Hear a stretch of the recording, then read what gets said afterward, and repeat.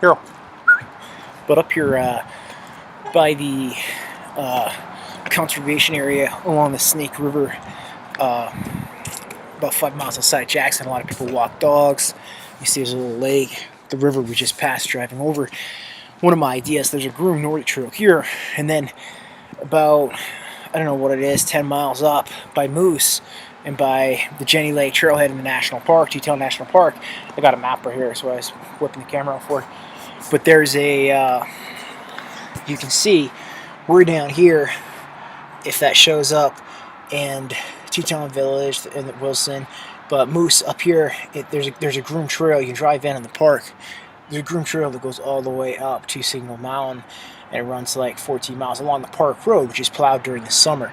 But my idea was to have like a place people could be, so you could be like guiding people from Teton Village all the way up, have a ski trail that parallels the river and ties in all the way to basically like Signal Mountain Lodge, and potentially be able to hey, here we already saw this case. Hey, how's it going?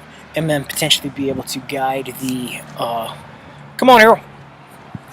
Guide the tours on these outback ski trips from Teton Village, where the hotel is and shit, Wilson, whatever, down here, even if it was from here all the way up there, almost 30 miles one way.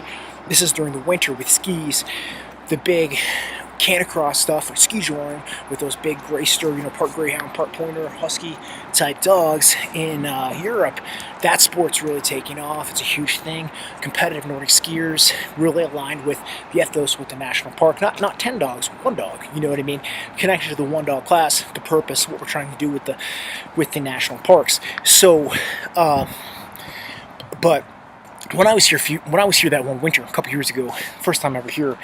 I did some skiing up here back and forth, but really, to really, especially for this race, for training for this race, for preparation, almost to have it be like a qualifier, like some of the hut skiing you can do in Colorado. You know what I mean?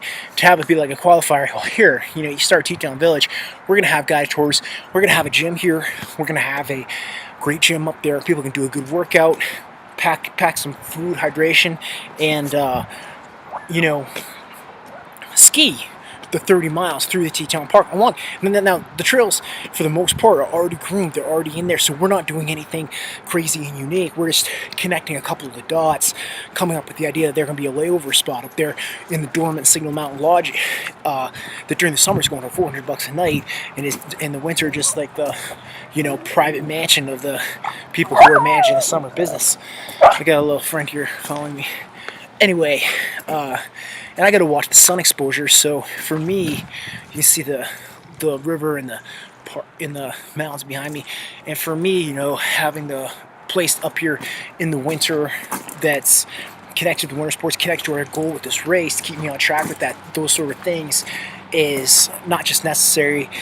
It's going to be a moneymaker. It's going to be productive. It's going to be aligned with the spirit of Jackson, with the spirit of the national parks and Roosevelt, etc.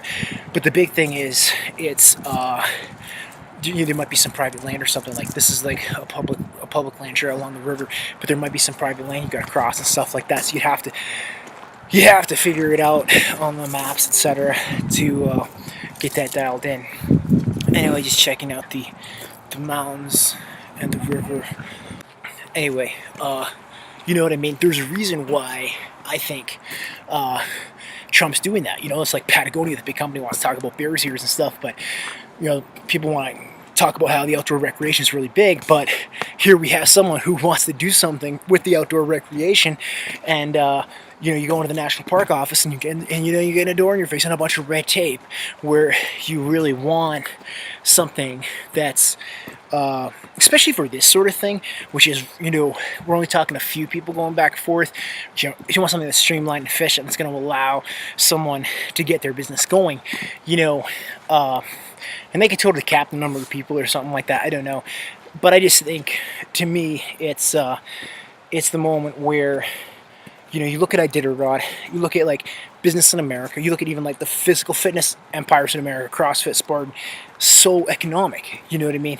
And our race and our plan is a chance to sort of turn the clock back and empower, you know, the everyman, the guy who has the initiative to go and to hunt and to fish, and not about like the business people so much, you know what I mean? Not about the people who can spend all the time in the gym and all these things. So I just think like no one's trying to build like an Appalachian hut trail system. No one's trying to build a or change anything here. We're just trying to adjust it. You know, all the infrastructure is dormant. No one's in it, and it's already up there at Single Mountain Lodge for these type of winter tours. So, you know, if someone can ski all the way up there and you charge them $10 or have them do some chores or something like that, shoveling driveway, you know what I mean? I just think.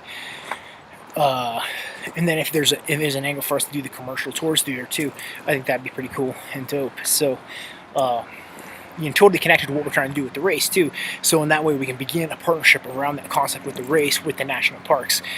You know, I don't want to lose my intellectual capital, my idea, which is of course always an issue with this sort of shit. Anyway, you see that? Might be able to see there's an eagle in the sky behind me here too. I should do some music as I'm headed back here. Anyway.